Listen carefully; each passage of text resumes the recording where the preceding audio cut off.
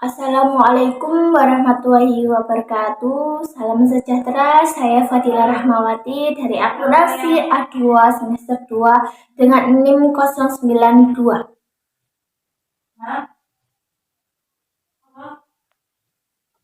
Dalam kasus ini saya akan membahas tentang permasalahan sosial yang sekarang dialami bangsa Indonesia, yaitu tentang kasus tingginya tingkat pengangguran di masa pandemi COVID-19. Pengangguran seringkali menjadi masalah dalam perekonomian. Hanya dengan akhirnya pengangguran, produktivitas dan pendapatan masyarakat akan berkurang, sehingga dapat menyebabkan timbulnya kemiskinan dan masalah-masalah sosial lainnya. Tingkat pengangguran dapat dihitung dengan cara membandingkan jumlah pengangguran dengan jumlah angkatan kerja yang dinyatakan dalam persen. Ketiadaan pendapatan menyebabkan pengangguran harus mengurangi pengeluaran konsumsinya, yang menyebabkan menurunnya tingkat kemakmuran dan kesejahteraan. Pengangguran yang berkepanjangan juga dapat menimbulkan efek psikologis yang buruk terhadap penganggur dan keluarganya. Tingkat pengangguran yang terlalu tinggi juga dapat menyebabkan kekacauan politik, keamanan, dan sosial sehingga mengganggu pertumbuhan dan pembangunan ekonomi. Akibat jangka panjang, maka menurunnya pendapatan per kapita suatu negara.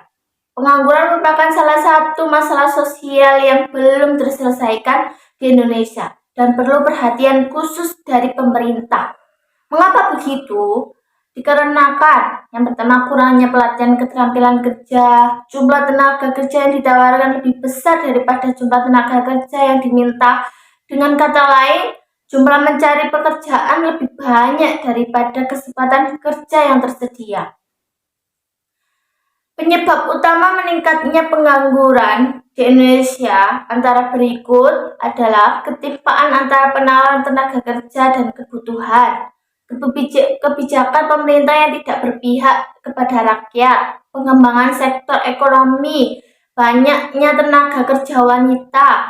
Beberapa hal yang menyebabkan pengangguran antara lain penduduk yang relatif banyak, pendidikan dan keterampilan yang rendah, angkatan kerja tidak dapat memenuhi persyaratan yang diminta dunia kerja, teknologi semakin modern, pengusaha yang selalu mengejar keuntungan dengan cara melakukan penghematan, penerapan rasionalisasi, ketidakstabilan perekonomian, politik dan keamanan suatu negara.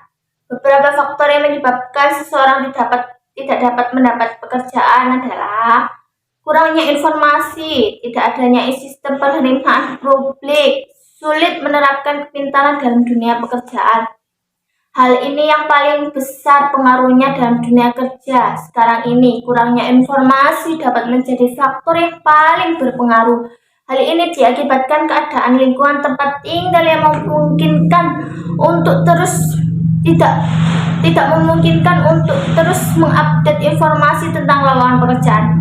Masalah pengangguran di Indonesia makin parah di tengah wabah virus corona ini. Sebanyak 1.624 lebih orang terdampak PHK dan dirumahkan tanpa mendapatkan gaji. Menurut Presiden Konfederasi Serikat Pekerja Indonesia tersebut KSPI, terdapat 4 faktor yang menyebabkan PHK buruh, yaitu berkurangnya pasokan bahan baku manufaktur karena banyak bahan baku tersebut dari negara terdampak virus corona, karena melemahnya rupiah terhadap dolar hingga 17.000 per dolar, menurunnya kunjungan wisatawan ke Indonesia, dan yang terakhir adalah anjloknya harga minyak dan saham gabungan, sehingga pendapatan Indonesia dari ekspor minyak mentah menurun. Di antara lain, terdapat jenis-jenis pengangguran. Antara berikut: 1. Pengangguran friksional. Pengangguran jenis ini bersifat sementara. Biasanya terjadi karena adanya tempat antara pencari kerja dan kesempatan kerja. Kesenjangan ini dapat berupa waktu, informasi, maupun jarak. Mereka yang masuk dalam kategori sementara umumnya berhubungan menganggur untuk mendapatkan kerjaan yang lebih baik. Contohnya, setelah lulus Kemudian para siswa itu mencari pekerjaan dan menunggu pekerjaan yang lebih baik. 2.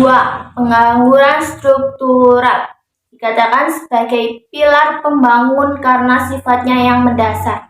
Pengangguran ini timbul akibatnya adanya perubahan strukturan akibat perekonomian. Perubahan dalam strukturan perekonomian ini menimbulkan kebutuhan terhadap tenaga kerja dengan jenis tingkat keterampilan yang berbeda. Keadaan ini menyebabkan keterampilan yang dimiliki oleh pencari kerja tidak sesuai dengan tuntutan yang ada. Misalnya, tenaga kerja yang dibutuhkan untuk industri kimia menuntut persyaratan yang relatif berat, yaitu pendidikan minimal sarjana, mampu menggunakan komputer, dan minimal menguasai bahasa Inggris. Selain itu memungkinkan struktural juga dapat ditimbulkan oleh dua hal, yakni akibat permintaan berkurang dan kemajuan teknologi. Pengangguran struktural yang diakibatkan oleh permintaan yang berkurang ini misalnya terjadi pada tukang jahit tradisional yang terdesak oleh industri yang menggunakan mesin-mesin canggih yang mampu menghasilkan produk dengan kualitas baik dan harga lebih murah. Itu sebabnya para konsumen lebih memilih suatu produk tersebut. Dengan demikian, produsen handmade tersebut menjadi kehilangan pesanan dan dia pun menjadi elemen struktural. 3. Pengangguran musiman. Pengangguran ini berkaitan erat dengan fluktuasi ekonomi jangka pendek, terutama di sektor pertanian. Misalnya, di luar musim tanam dan panen, para petani umumnya rela menganggur sampai menunggu musim tanam dan panen berikutnya. 4. Pengangguran konjuktur atau siklis. Pengangguran ini timbul karena adanya gelombang naik turunnya kehidupan ekonomi, seperti terjadinya kemunduran atau resesi dan depresi, sehingga mengakibatkan adanya pemutusan hubungan kerja dengan karyawan atau di PHK. Cara mengatasi pengangguran yang semakin meningkat tersebut, kita dapat memiliki upaya atau rencana untuk kedepannya, yaitu menyelenggarakan bursa pasar kerja. Bursa tenaga kerja merupakan penyampaian informasi kepada masyarakat luas terkait lowongan kerja.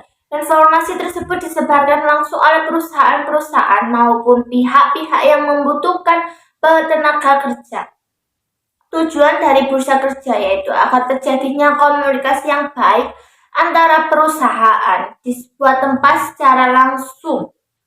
Selama ini banyak informasi lowongan kerja yang tidak disampaikan kepada masyarakat, sehingga umumnya hanya bisa diakses oleh golongan tertentu. 2. Menggalakkan kegiatan ekonomi informal.